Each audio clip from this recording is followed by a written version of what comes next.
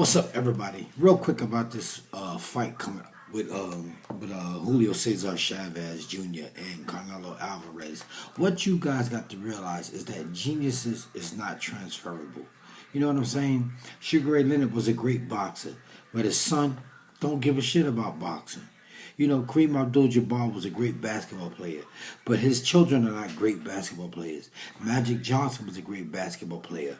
His son don't give a fuck about basketball. You know, genius is not transferable. And just because Julio Cesar Chavez was a great boxer, that does not mean that his son is going to be a great boxer. You can look at his son. His son is not even built like his father. His son is 6 feet tall and fighting at 162 pounds tonight.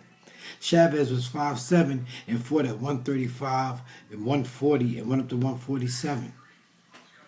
Geniuses is not transferable. And just because Julio Cesar Chavez is a great boxer, that does not mean that his son is going to be a great boxer. You know what I'm saying? Everybody's, and the thing is like a lot of times when fathers train their sons in boxing, it's because the father is living vicariously through the son.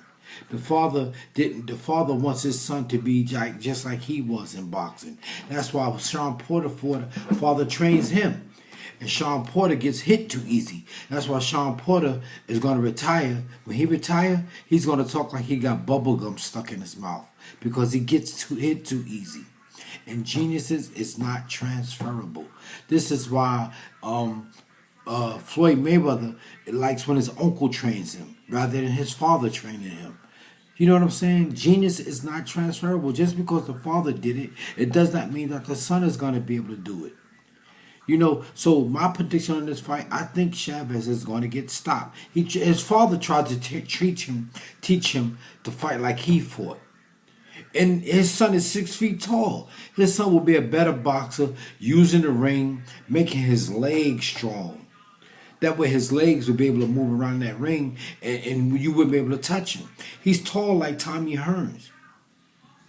Tommy Hearns was 6 feet tall and was fighting 147. Chavez's father is 6 feet tall and fighting 162, I think it is. 162, 168, I'm not quite sure. But whatever way he is fighting, he's fighting too heavy. Because like I told you, when boxers move up in weight class, they don't take their punch with them. They don't have the punching power that they had when they was at a normal weight class. People think when they gain weight, they're going to take their punching power with them. And they don't. And if you don't hurt a guy, he's not going to respect you. And he's going to keep coming. You got to fuck these guys up and make them respect your punch. And Chavez Jr. does not have a punch that people respect.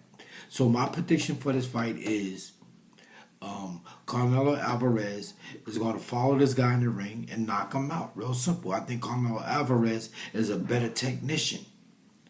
You know, I think he fights better technically than Chavez Jr. does. And Chavez Jr. goes in there and he tries to brawl with everybody. And he's not strong. He's not a strong 165-pound fighter. I think he's fighting one. Don't get me wrong. But if he's fighting 160, anything from 160 and above is too heavy for him. He should be fighting 147, 152. But he does not have a punch at a middleweight division. He gets fights handed to him anyway. You know what I'm saying?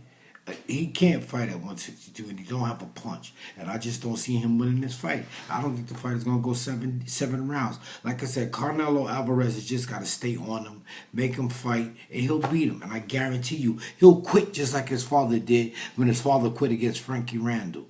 Yeah, y'all don't think nobody remember that. All right, y'all, later.